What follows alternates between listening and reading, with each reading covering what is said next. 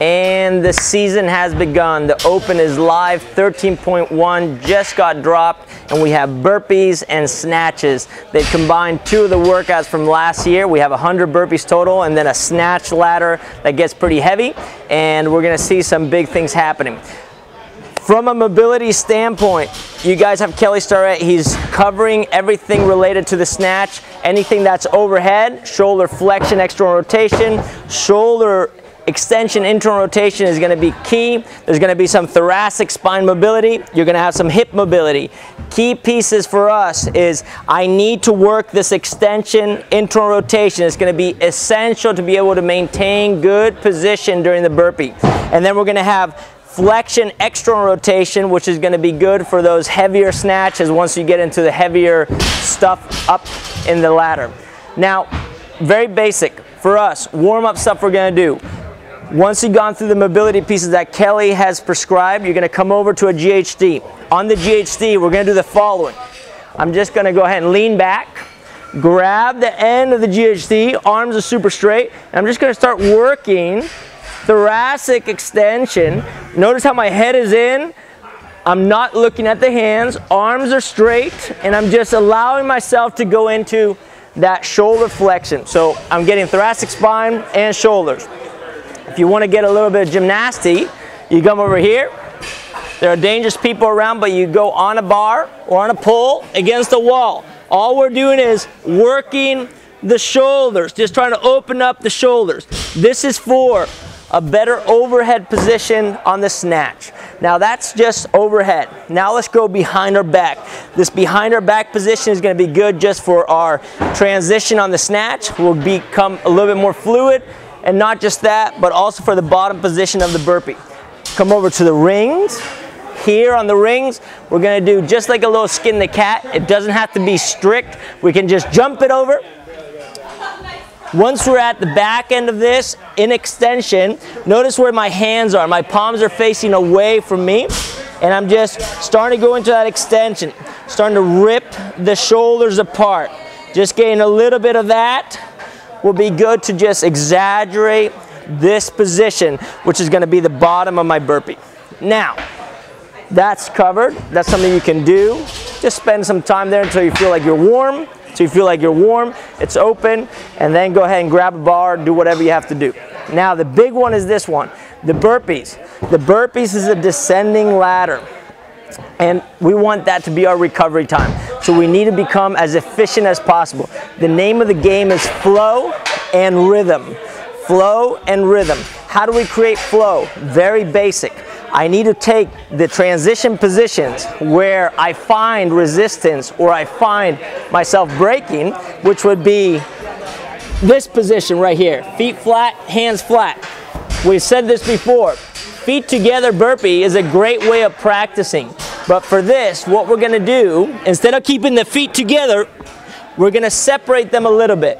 What we do there, we're taking a little tension away.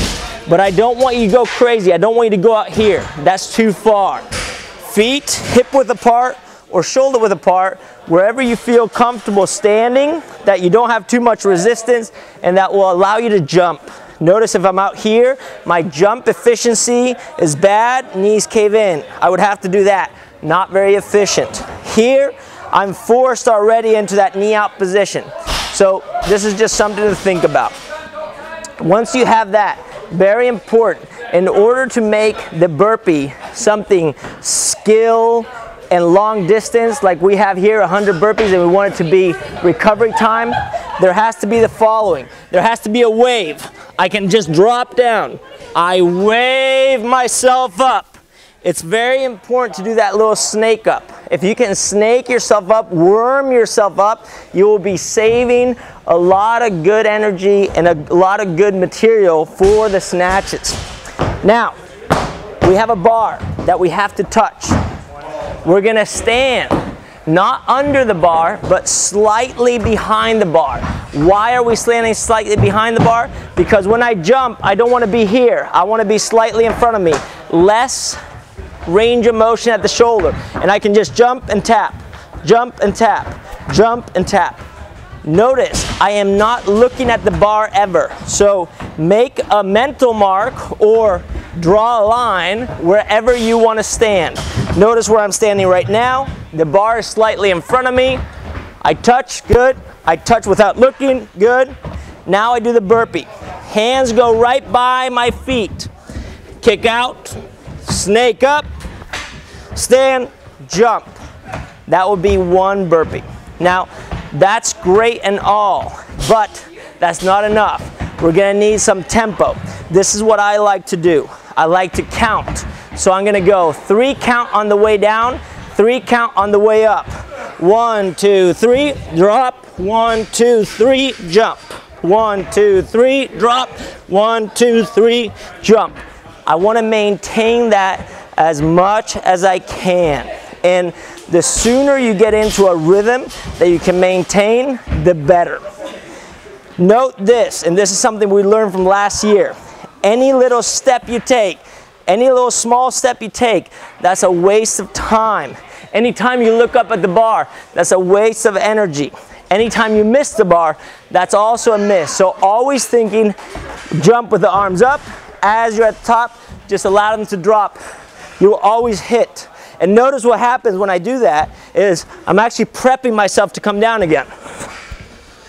Prepping myself to come down again. Drop.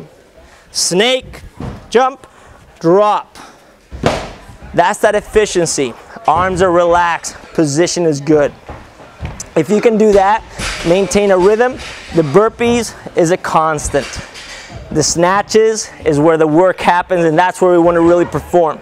So be efficient here and make the name of the game the snatch ladder. It's time to kill it. This is number 1. We're coming next week with number 2.